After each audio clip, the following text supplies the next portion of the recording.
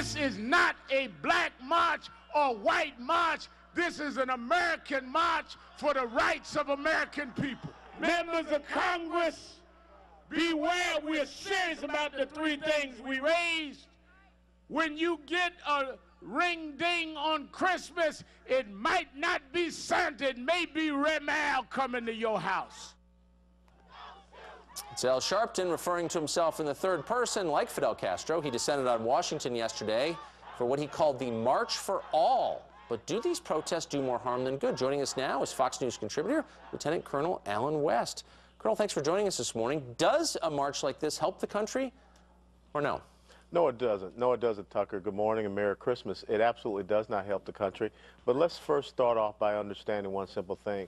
If myself or any other black conservative owed $4 million to the IRS, I doubt that we would be leading marches through Washington, D.C. or New York City, or we'd have our own talk show. It's amazing how you'd be on in the jail other side, right now if you own absolutely $4 would be in million. jail.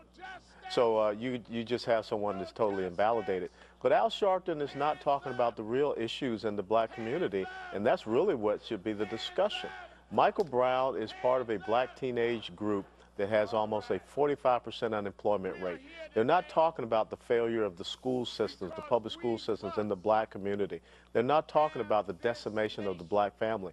And the reason why they can't talk about that is because of the Democrat policies. You go back to 1965, the Great Society programs of Lyndon Johnson, that began the decimation of the family, and the teachers' unions would not allow them to talk about school choice, vouchers, charter schools, or even homeschooling. So I agree with you completely, but the president's the same way. I mean, isn't it just a lot easier to say the problem is white racism, there's really nothing we can do about it, we're not responsible for the failures of policy that have left black America in the condition it's in, so just blame white racism? I mean, isn't that just the easier explanation? Yeah.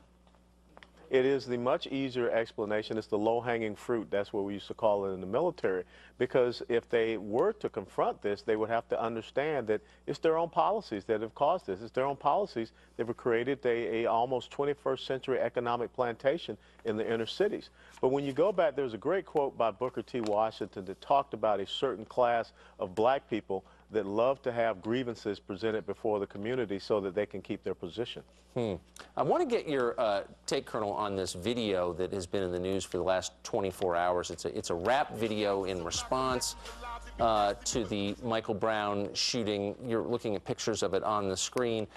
In it, a cop is symbolically executed. But the striking thing about this video, in addition to being violence and apparently calling for violence, is the fact that some of the people in it are public defenders here in New York, paid for by tax dollars to defend the accused. What do you think of that? Well, first of all, it's absolutely appalling that tax dollars would be used for such a propaganda video. But then when you have someone like Mayor de Blasio just speaking out against the police, it is, just part of this whole process that you see going on. What do you think the chances we're going to see higher crime rates in the next couple of years? I think it's very high that you will see that.